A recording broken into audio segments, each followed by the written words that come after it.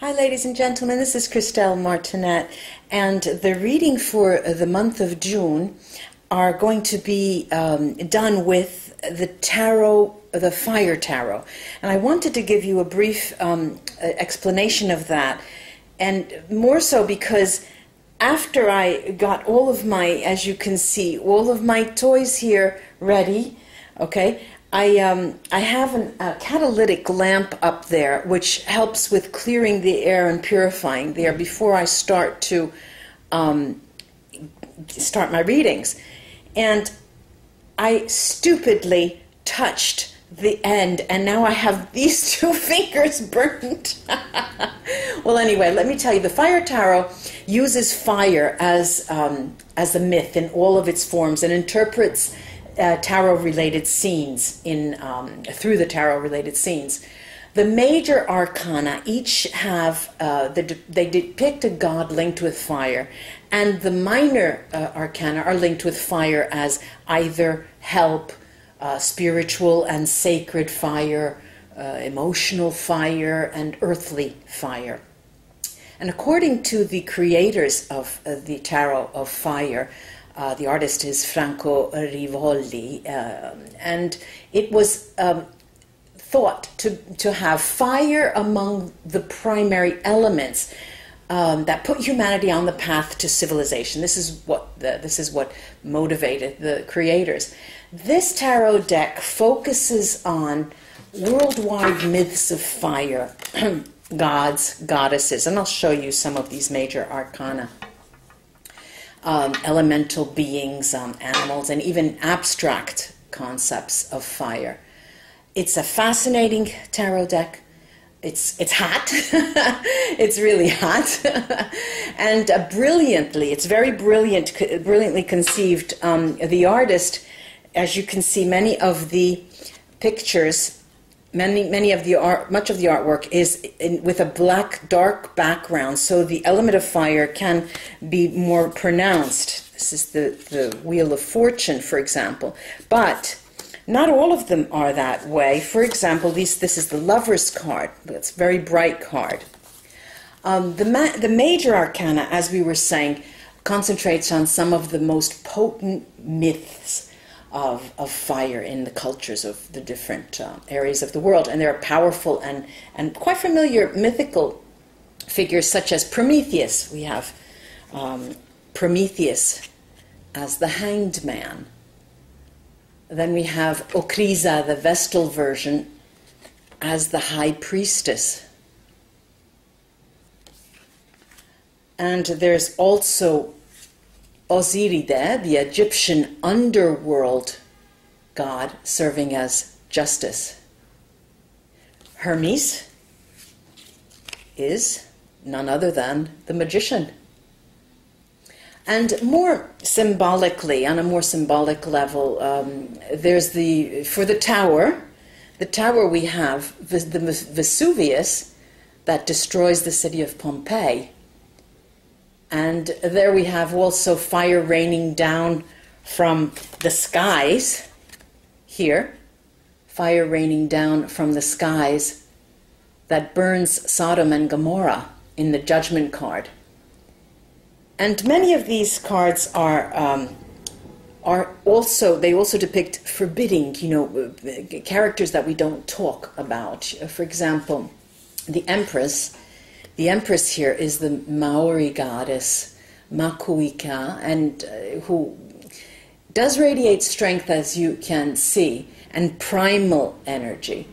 There's also the devil here. Malach is the horned monster of legend. Then there's this hermit, which is the Dreamtime figure Karakarok, who is a very commanding hermit.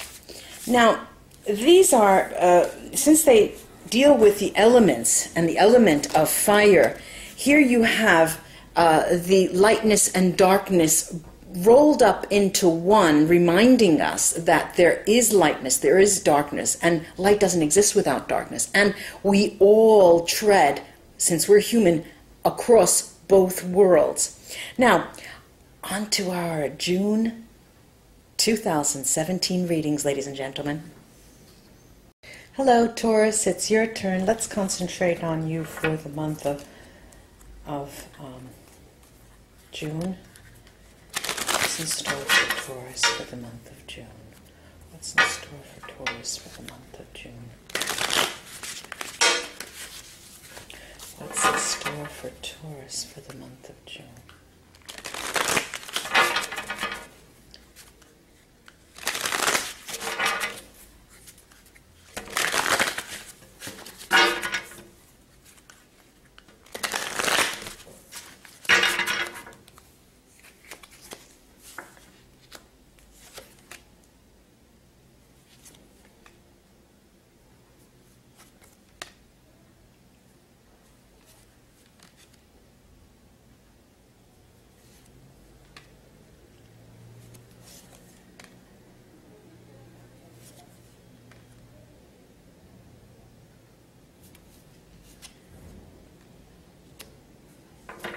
Wow, we've got the 4 elements here, apart from the fire of the tarot. It is going to be quite a challenging month for you, Taurus. And I say that because there is a rip-roaring desire for you to go forward, and you're you've set your sights on improving your economic situation. This is given. You are taking it seriously, much more seriously this month than you have in the past months, and you are seeking changes, and changes there will be, actually. There will be changes. Not as much or as serious as you would like, but there is the beginning of changes in the sense of money earning, or the earning abilities that you have. Let me show you first of all the cards. This is the 5 of Swords. To the left is the King of Pentacles. To the right of that is the 9 of Swords. And across the middle I have, this is a diamond spread, the 7 of Wands. So we have Swords, Pentacles, Wands. In the center we have the 2 of Pentacles. Over to the far right, the King of Swords. Then we have this lovely Knight of Pentacles. Oh, the Pentacles are predominating here. The 7 of Pentacles. And the last card is the Hierophant. Really, really pursuing it with a passion. And why I say this is not only because there are a number of pentacles here, but it is that King of Swords, which adds to the speed, to the breath, to the intention on your behalf.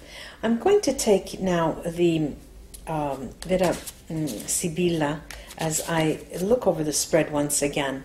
And what surprises me here is that you have 2 7s and a 5 and a 2, which is a 7, and then 2 5s. The 2 is in the center. It is a focus card. There is a 7. There's the 5, the High Priest, the Hierophant, and there are multiples. The 7 and 2 is 9. The 9 of Swords. Very, very turn. It's very concentrated. Round and round and round and round you go around this money-making opportunity, around the project that you've cooked up a project, it seems. Look at this 9 of Swords.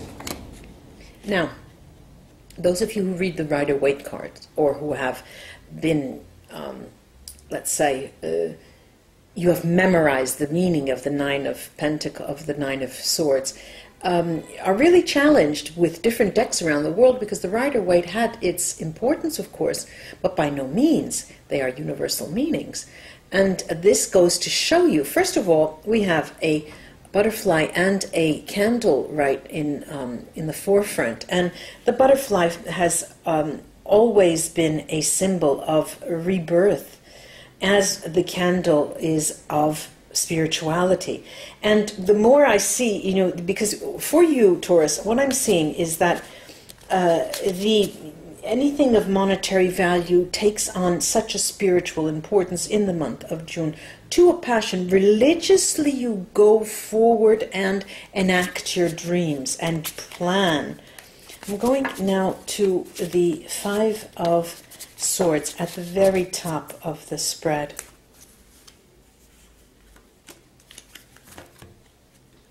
Yeah, there's viaggio, the ill one, dottore, doctor, and then deliranti, the delirious people. There is here something to do about moving toward a lot of stress. You know, there's stress that the viaggio is moving outward, but that means that there is no viaggio, there is no trip, there is no vacation. Right now, when you need it, there is no hiatus, there's no, you know, rest. And the ensuing situation is one of high stress. And you come into the month highly stressed out, ladies and gentlemen of Taurus, friends. I'm going to take a look at the two sevens, the Seven of Wands and the Seven of Pentacles.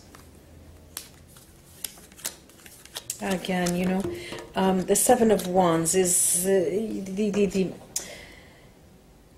fundamental focus that you have is on not going after money at all costs. No, is redefining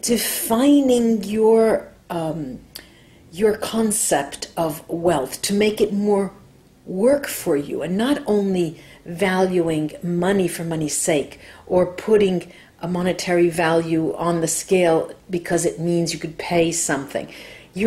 I have these three cards. This is denaro, money, gran consolazione, the great consolation, and allegria, the happiness. What the month of June works, how it works for you, is by concentrating, and I see you more or less, even if those of you who are partnered, have a partner by your side, I see all of this as a personal vengeance, a personal journey, a personal quest. I'm seeing it as elevated to the notion of quest during the month of June. Ora va allo spacco. It's now or never, they say in Thai. It's now or never.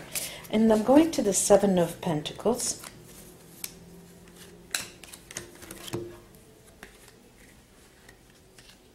There's giovane fanciulla, the young girl, disgrazia, disgrace, disaster, and militare. And the interesting element of these cards is that, yes, the giovane fanciulla, the virgin, once again, the Seven of Pentacles in the area of money making and finances, you really do want a clean slate and away with all of the issues of the past, away with not knowing what your contract looks like, what are the benefits. You know, you want clarity for yourself. All right, now I'm going to take the runes to see what they can add here. Okay. Oh, ultimately, I'll show you that right away. Wunyo, bright stave at the very top. Happiness, joy is yours. There is a certain amount of protection with what's here in the month of June as you go about planning your moves, planning your strategies. And you want to do it your own way. You know, this is the King of Pentacles. The King of Pentacles is you, Taurus, male or female. This is weird. You want it my way. The King of Swords. Now, I see it as being the King of Swords, but this is an energy for me. Fehu bright stave. You're after sweeping abundance.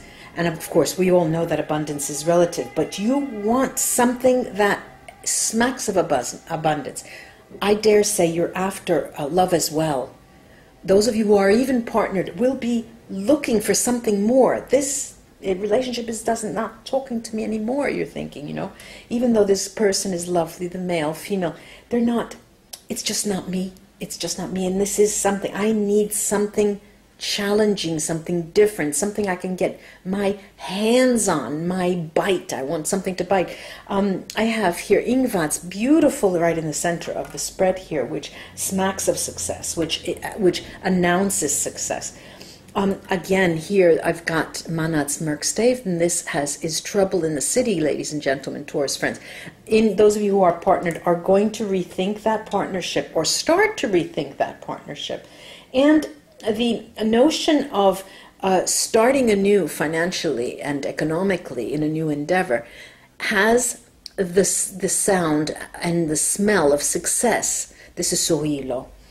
One more, last rune that I'm talking to you about is right over the Hierophant, and it is Iwatz. Now, Iwatz is a journeying rune, and it tells me that this is just the beginning. So take your vitamins, get a cup of coffee, eat well, get your exercise in, Taurus friends, because this is going to be the beginning of something new for you, even if it doesn't play out totally in the month of June.